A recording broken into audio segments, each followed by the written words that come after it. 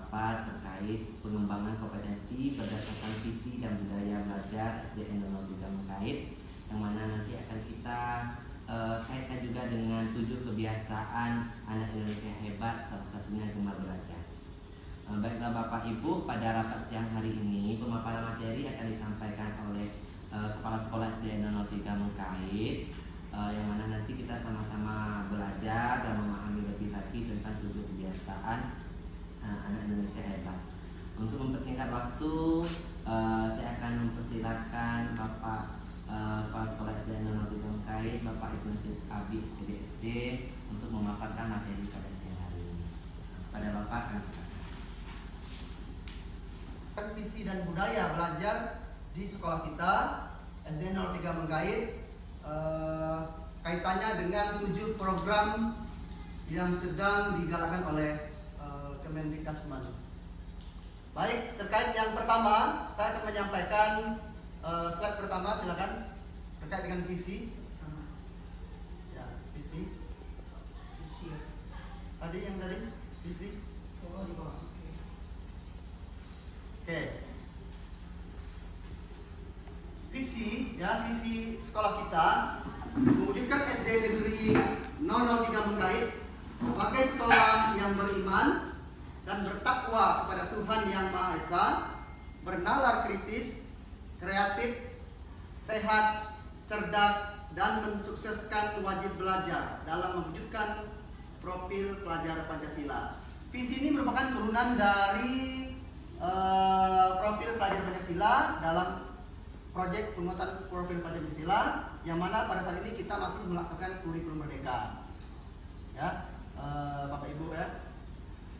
Kemudian dari sini kita akan mengaitkan dengan program yang sudah dicanangkan oleh pemerintah pusat, Kemendikbud.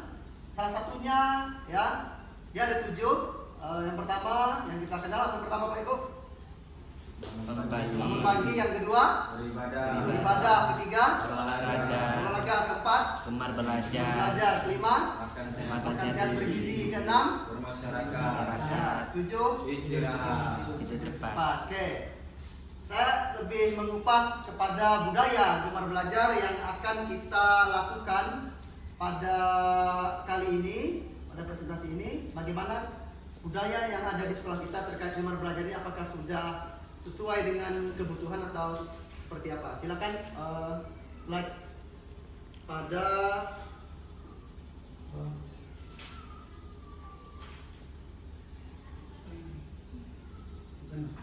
oke. Kelihatan tak Ibu? Oke, baik.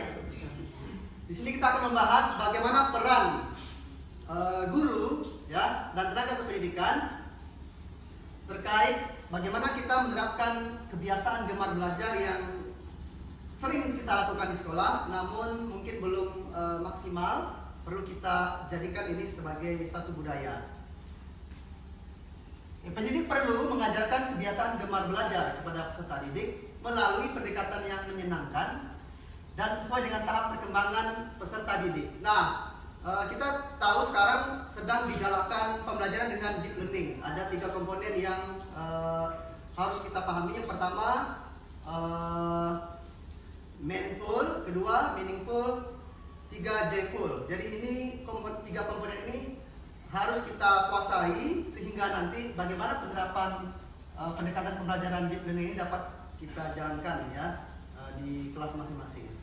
Yang pertama, guru perlu menjadi teladan yang baik dengan memberi contoh langsung yang dilakukan dalam pembelajaran di kelas, dengan menunjukkan semangat dalam mengajar dan menerapkan pendekatan sesuai dengan karakteristik peserta didik. Jadi ini sudah kita lakukan pada saat saya melakukan observasi kepada Bapak Ibu semua. Yang kedua, guru dapat menghubungkan konsep-konsep pelajaran dengan hal-hal yang dialami peserta didik sehari-hari. Nah, ini merupakan salah satu konsep deep learning. Bagaimana kita pembelajaran bermakna, kemudian mengaitkan antara satu pelajaran dengan pelajaran yang lainnya. Jadi sehingga nanti siswa menemukan pengalaman belajar yang menarik apa yang dialaminya sehari-hari.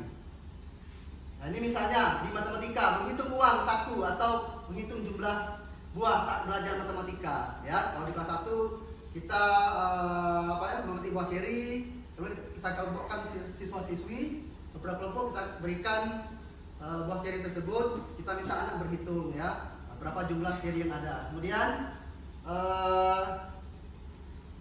pada uang saku berapa ribu rupiah kan dikasih uang jajan, misalkan berapa ribu yang dibelanjakan, sisanya berapa. Jadi itu juga termasuk dalam konsep pembelajaran ini. Selanjutnya slide nomor 3.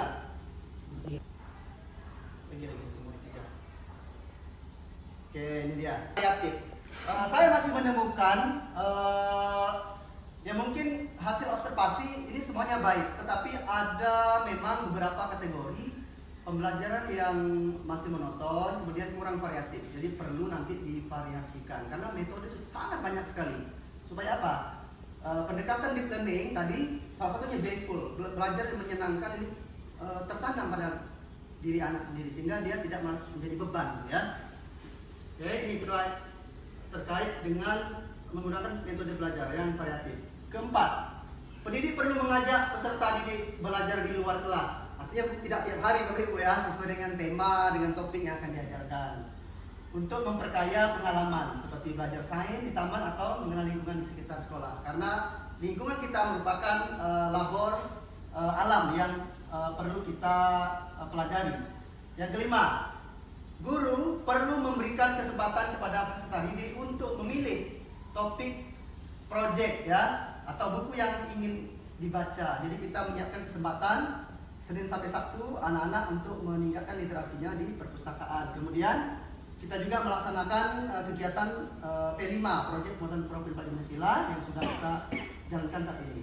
Yang selanjutnya, berapa guru yang tidak membuat penilaian harian? Rekap nilainya kosong.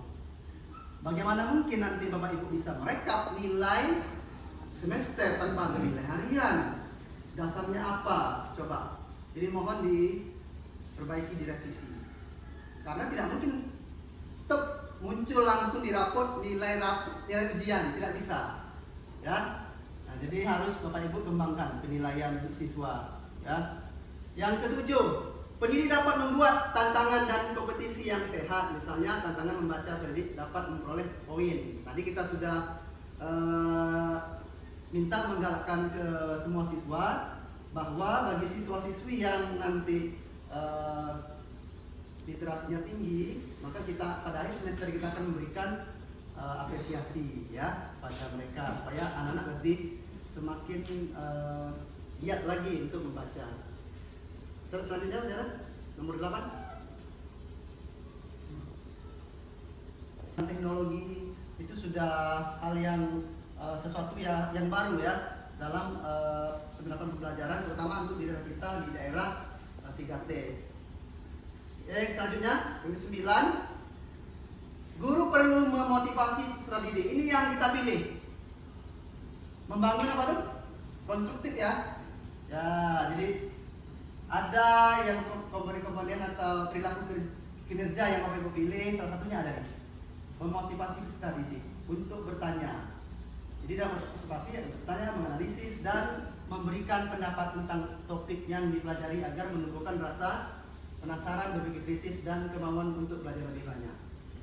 Oke, 10 games ya. Memang di pelajaran itu memang tidak bisa, tapi upayakan ini bisa digalakkan ya. Gallery walk dan lain sebagainya bisa Bapak Ibu terapkan. Karena memang sekarang kita tidak lagi berpatokan atau kaku pada metode pembelajaran, metode ceramah tanya jawab itu sudah sudah konvensional sekali ya. Jadi ini kita kembali ke pembelajaran abad 21. Selanjutnya, guru dapat menceritakan kisah-kisah inspiratif yang menunjukkan bahwa pengetahuan dan pendidikan dapat membuka kesempatan untuk memotivasi peserta didik ya. Tokoh-tokoh bangsa barangkali bisa kita tunjukkan yang kita bacakan. Selanjutnya, guru dapat membuat sesi diskusi. Ini sudah dijalankan juga. Bapak Ibu membuat kelompok ya. Ada diskusi, ada presentasi. Bapak Ibu kemudian memberikan pujian dan juga apresiasi. Ini sesuatu hal yang sangat menarik sekali ya. Ini merupakan nilai tambah dalam saya melakukan penilaian pada Bapak Ibu guru. Kemudian guru dapat melibatkan orang tua dalam pembelajaran. Ya, ini salah satunya contohnya adalah dalam P5, proyek penguatan profil pelajar Pancasila. Guru perlu memberitahu orang tua mengenai proyek atau tugas sekolah yang dapat dianjurkan. Nah, nanti terkait dengan rapat kita sebelumnya, kita akan membuat undangan kepada wali murid bagaimana persiapan implementasi 7 kebiasaan anak Indonesia Hebat itu, sehingga terjalinnya kerjasama dan kolaborasi antara pihak sekolah, orang tua, ya, nantinya 7 kebiasaan ini dapat berjalan dengan baik. Terakhir ya, lanjut lagi. Ini sudah. Guru perlu memberikan pujian dan penghargaan positif kepada peserta didik. Ya, ini sudah semua hasil observasi sudah dilakukan. Ya. Nah, itu yang perlu menjadi evaluasi kita bersama. Hasil observasinya di penilaian harian, ya, rekap nilainya tidak diisi. Jadi mohon bagi yang belum, ya sebaiknya itu dilakukan, terutama terkait dengan budaya gemar belajar yang ada di sekolah kita ini. Saya akhiri dengan selamat siang, salam sejahtera untuk kita semua. Selamat siang.